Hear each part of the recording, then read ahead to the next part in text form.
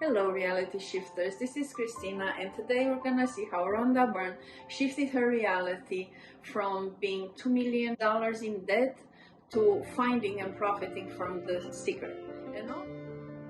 The more effortless you are, the greater you manifest everything that you ever dreamt of. And also stick till the end and you'll find the secret behind the secret and what she's not telling us, and how can you utilize this in your life to change your reality.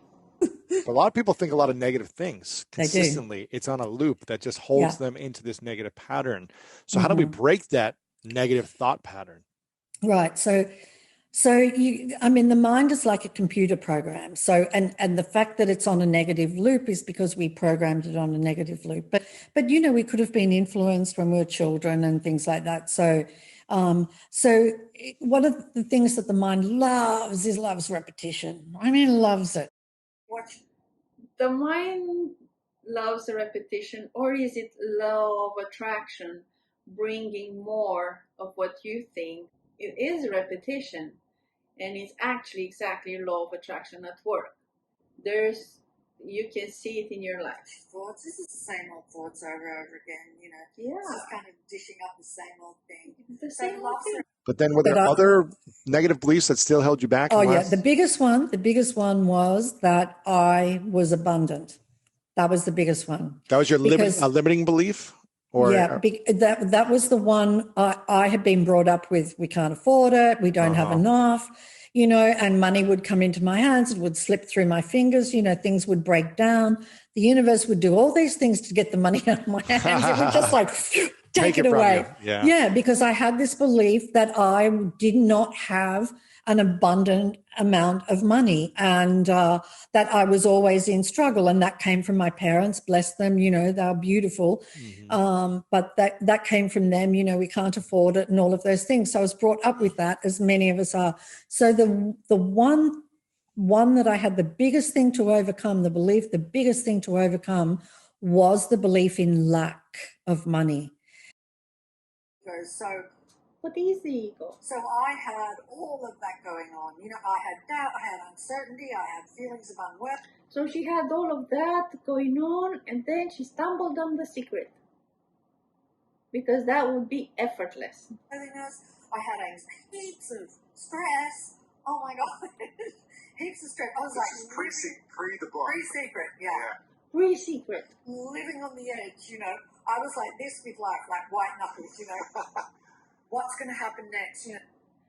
Something bad's going to happen, and being really afraid of, something's going to happen to somebody I love, I live my life like that, and I think everybody does. And you'll see a very different thing from before the secret and after the secret. Yeah, I'm really fearful in the last year. All of that fear has been given to you as this lovely gift.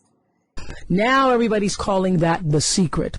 The secret is, in fact, a universal law.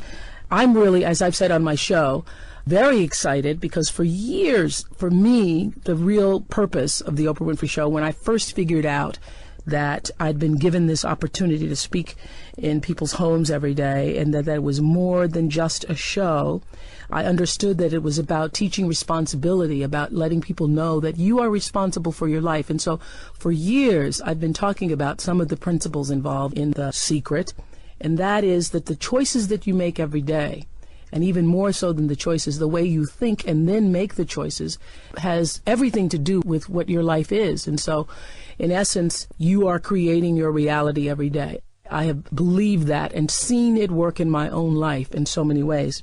So I'm really excited that the secret has at least opened consciousness in such a way that other people have been able to at least see that light, that moment that says, you know what, I am more than my body. There are no accidents. Everything is happening for a reason. And I do have a lot of control over it. Many of you may not know that there is a secret behind the secret, and that for over 20 years, Esther Hicks and her husband Jerry have been spreading the word of that so-called secret. It's really not a secret because so many people have known it. They've been spreading the word of that to thousands upon thousands and thousands and thousands of people, teaching this art of allowing your natural well-being to come forth through the law of attraction and using the law of attraction to create a more purposeful life. Rhonda Byrne, the creator of The Secret. Yes, darling girl. Yeah. And she was on a cruise or two with us. Where you're teaching this law of attraction. We do like 50 seminars a year and some cruises. And so I'd heard that she was there even though I hadn't met her. Okay, I clarify that just to say, oh, we were cruising together. No, there were a lot of us. Okay. A lot of us, not just the two. What are you wearing? I don't know. Are you going to the beach later? Okay, clarified that. So anyway, they came on board and they videotaped our entire week-long cruise, the whole... Rhonda and her crew. Her crew. There were a lot of them, nice Australians. And then we spent one day in another little room with a green screen behind, and she interviewed Jerry and I and Abraham. Abraham is the entity that you... Abraham is the weird part of me. Abraham is the non-physical... I'm glad you said it. Everybody else thinks that. Abraham is the non-physical entity that you use the word. That, to me, they are non-physical consciousness. So I quiet my mind and I tap into their vibration and then I speak what they say. Okie dokie. Yeah, I know. Now, okay, I'm going to come back to that. Yes. But so when Rhonda Byrne and her crew, who were filming The Secret at the time, started taping you, is that what we see on the original tape? Yes, And that's Abraham. That's Abraham speaking there. Yes.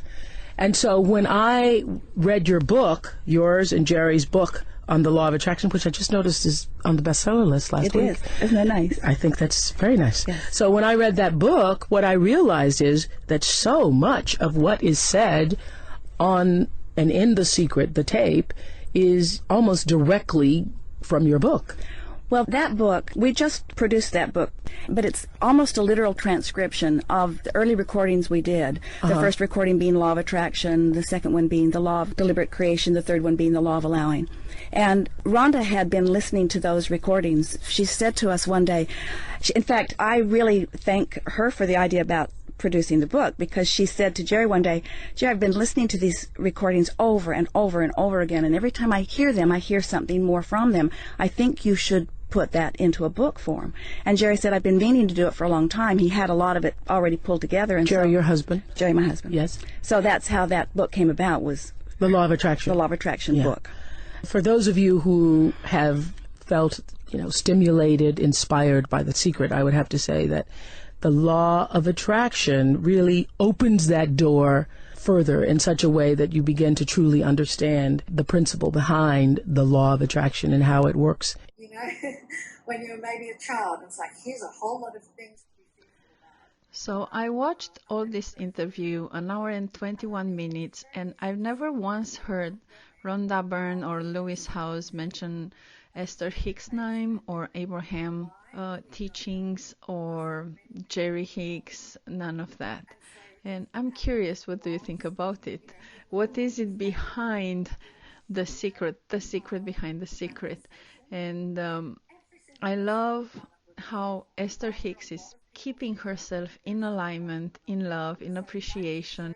And I invite you to listen to a piece of a conversation on Oprah radio show about how certain words just don't resonate yet mainstream. But you must know that the fact that you talk about Abraham and that you channel Abraham and want him to speak through you, want them to speak through you, that makes people feel weird.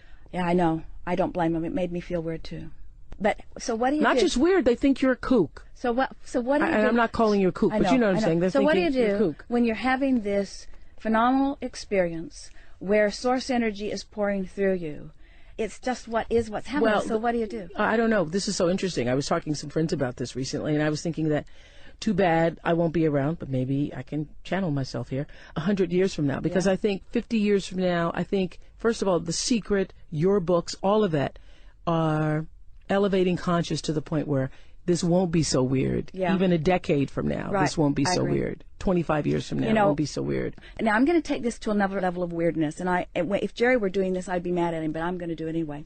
Right after we met Abraham, we were living in Phoenix, and I was receiving them, and we were having a wonderful time, and Jerry was teaching from the book Think and Grow Rich, and he was telling the story about a sharecropper's daughter who said, my mammy's got to have 50 cents, and she just stepped right up in the face of this man and demanded it, and he reached in his pocket and gave it to her, which he couldn't believe that had happened. And while I'm sitting there in the audience, I feel consumed with this energy that I recognize must surely be Napoleon Hill. It was strong, and he was so excited about Jerry's delivery of this story.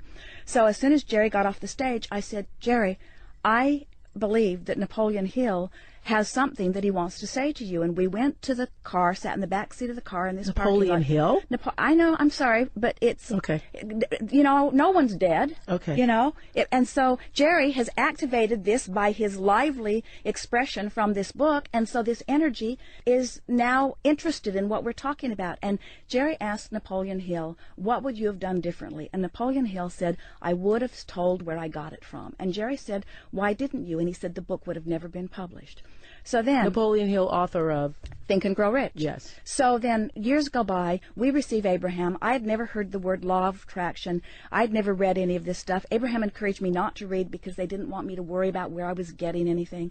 So we're bipping along, we're doing our thing, and then my dad died, and so we went out to the funeral, and Jerry doesn't go to the funeral, he goes to the bookstore, and he finds this book, Think and Grow Rich, and it's a weird-looking book, and he picks it up, and it's the original manuscript that it was just now being published. So he buys this original manuscript, then he buys a copy of the book that he had been reading all these years and compares it line by line, and every reference to vibration, everything that's vibrational, everything that talked about the ethers, all the stuff that's like Abraham stuff is edited out of the book. The original book. So Jerry and I just thought it was so funny. So now here we've come full circle. We're interacting with Rhonda. And the reason it was edited out is because people can't receive it. Just what you're just saying. They're not ready for it. And so then we meet Rhonda. She's Rhonda Byrne to Secret. Listening to it, and now she's making a movie called The Secret. And as they are in the editing production, early in our process with them, we get this correspondence from her that Rhonda's been told that they have to edit out the word vibration. And